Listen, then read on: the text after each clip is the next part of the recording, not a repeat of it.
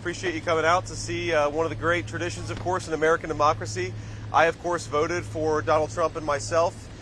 So did my wife, and we also, for all the locals out there, we voted for Bernie Moreno for the United States Senate. And if you want the policies of Donald J. Trump in the United States Senate, then Bernie Moreno is the only candidate in this race who I think is the candidate of peace and prosperity for the United States Senate. So I hope people will get President Trump over the finish line. I hope people here in Ohio will get Bernie Moreno over the finish line. Look, I feel good. You never know until you know, but I feel good about this race. I felt good about my own race a couple of years ago when I voted in this exact same spot.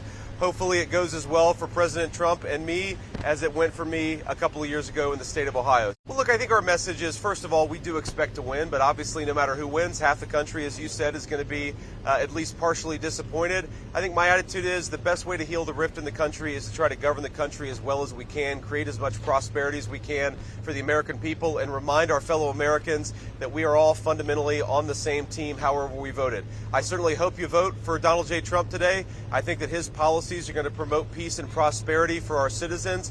But if you vote the wrong way, in my view, I'm still going to love you. I'm still going to treat you as a fellow citizen. And if I am lucky enough to be your vice president, I'm going to fight hard for your dreams and for your family over the next 4 years. No, actually, he called me about 3 in the morning, apparently from the plane headed from Michigan to Palm Beach last night. I was in bed at the time. I haven't been able to talk to him this morning. I was going to call him as soon as I woke up, but when I realized that he got back home around 5:30 last night, I decided hopefully he's asleep.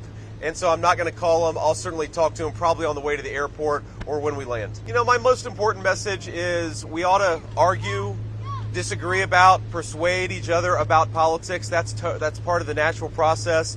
But we can't discard friends and we can't discard family members. I think that if we all just recognize this basic principle, that we ought to love people, we ought to be friends with people, we ought to be family members with people, regardless of their politics, that would do a lot to heal the division. I know myself, I've had a lot of friends.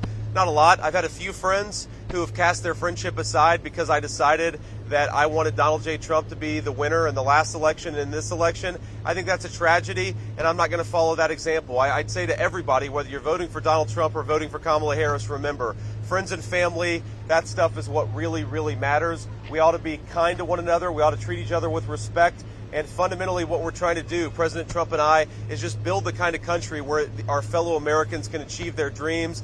But that's all of our fellow Americans, regardless of who they vote for.